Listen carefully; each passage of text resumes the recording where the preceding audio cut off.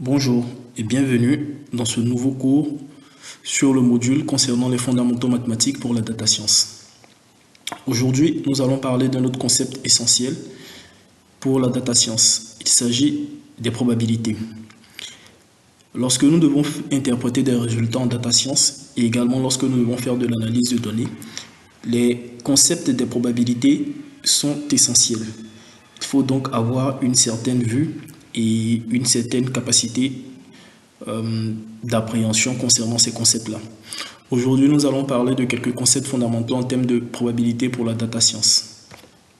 Nous allons également essayer de formaliser ces concepts-là avec des exemples pratiques de jeux africains que sont le Ludo et la Wali.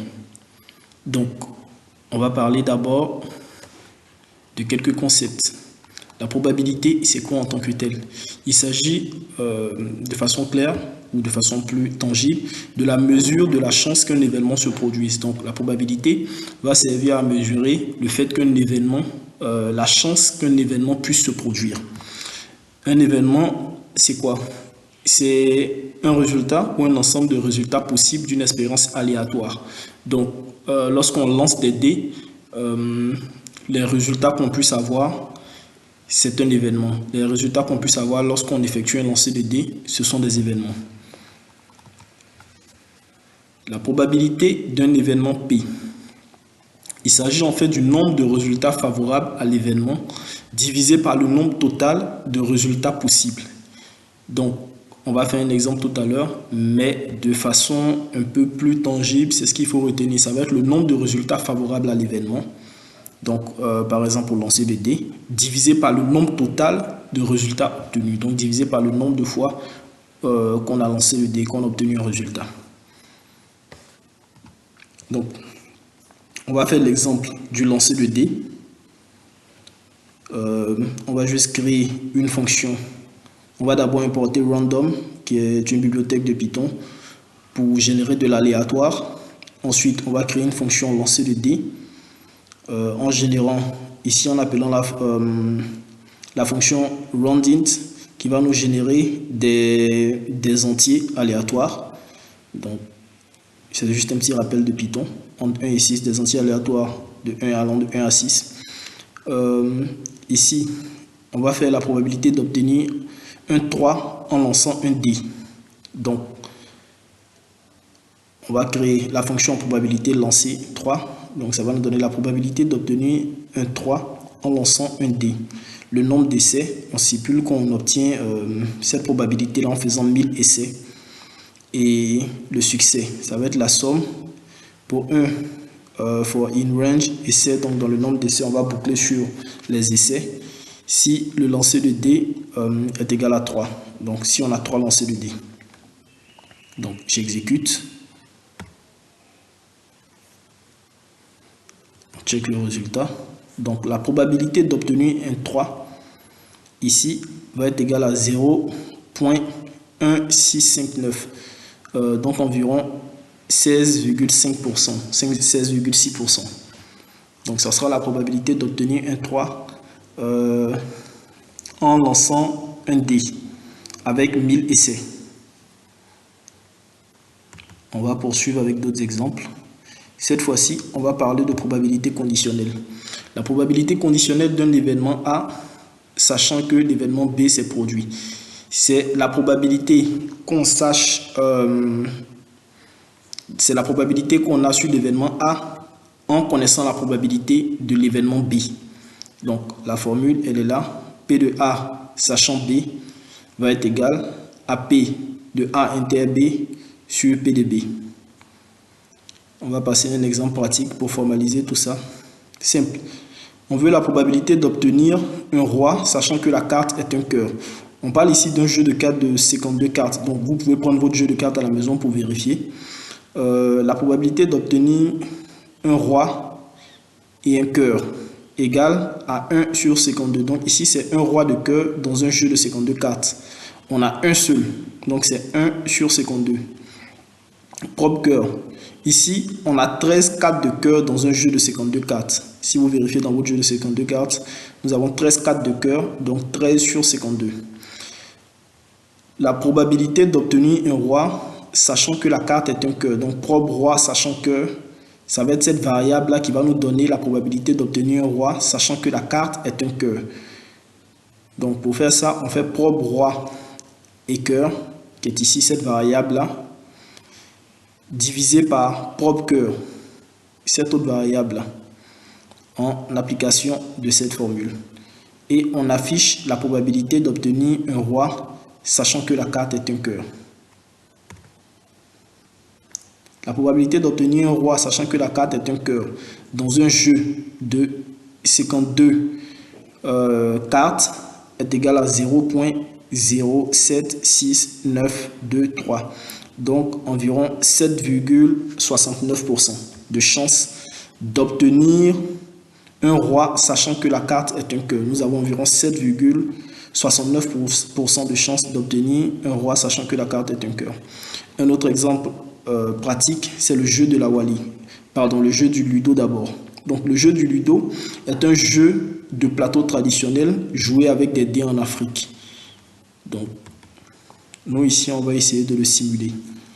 Pour la simulation, on va la faire avec Python. On importe toujours le module random. On va créer des fonctions, la fonction jouer Ludo. Donc, l'objectif, c'est d'atteindre 6. Quand on joue au Ludo, on veut que le dé nous fasse sortir des 6.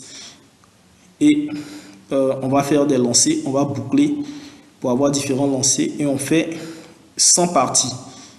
Donc, on veut avoir la moyenne de lancers pour atteindre 6. Combien de lancers en moyenne doit-on faire pour atteindre 6?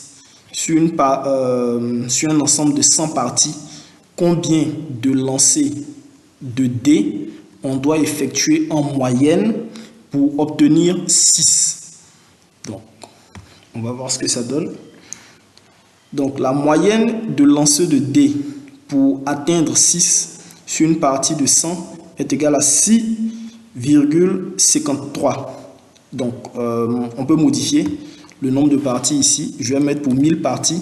On va exécuter. La moyenne augmente. On obtient 6,143. Je vais mettre pour 10 000 parties. On obtient 6,0157. Ainsi de suite.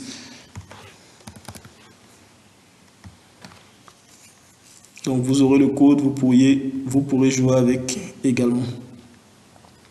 On va maintenant essayer d'en faire une représentation graphique de ce jeu de la Wally là. De ce jeu de Ludo, pardon.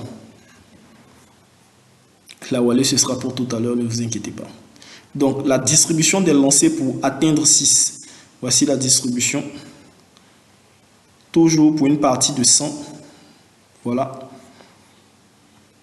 Pour un total de 100 parties, je veux dire, la distribution des lancers qu'on a vu, on a vu que la moyenne de lancers pour atteindre 6 était de 5,56 cette fois-ci. Donc, pour une représentation graphique, vous avez la représentation graphique également qui est là. Cette même représentation graphique, vous allez voir le nombre de lancers, la distribution des lancers pour atteindre 6, le nombre de lancers, voilà, et la densité de ces lancers-là. Donc, j'attends vos interprétations des graphiques en commentaire et autres. C'est assez trivial et assez rudimentaire, mais ce sera un bon exercice. Cette même représentation, on peut la faire en 3D. Vous allez avoir une simulation en 3D pour 1000 parties. Là, voilà. Vous pourrez vous amuser à faire ça. Essayez de vous amuser à modifier. Vous me renverrez les vôtres également. Pour le jeu de la Wally cette fois-ci. Donc, c'est quoi le jeu de la Wally? Le jeu de la Wally est un jeu de stratégie qui implique la collecte de graines. Donc, vous pouvez checker un peu c'est quoi le jeu de la Wally sur Wikipédia, Google, tout ce que vous voulez. Et ici, on va essayer de simuler ça avec de la probabilité. Donc, on va créer une fonction jouer à Wally qui aura les paramètres graines et coûts. Donc, ici, on a un plateau d'Awally avec la séquence suivante 4, 4, 4, 4, 4, 4, 4, 4, 0, 4, 4, 4, 4, 4, 4, 0. Donc, c'est un jeu de la Wally avec cette séquence-là. Donc, coups joués, on a 8 coups qui ont été joués. Et avec des graines qui sont distribuées comme suit 4, 4, 4, 4, 4, 4, 4, 4, 4, 0, 4, 4, 4, 4, 4, 4, 4, 4 encore et 0.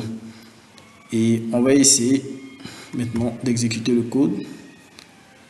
Donc le plateau après coup de 8, voici ce qu'on a. 4, 4, 4, 4, 4, 4, 0, 4, 0, 5, 5, 5, 5, 0. Donc vous pouvez reprendre ce jeu là matériellement. On va essayer d'en faire une représentation graphique.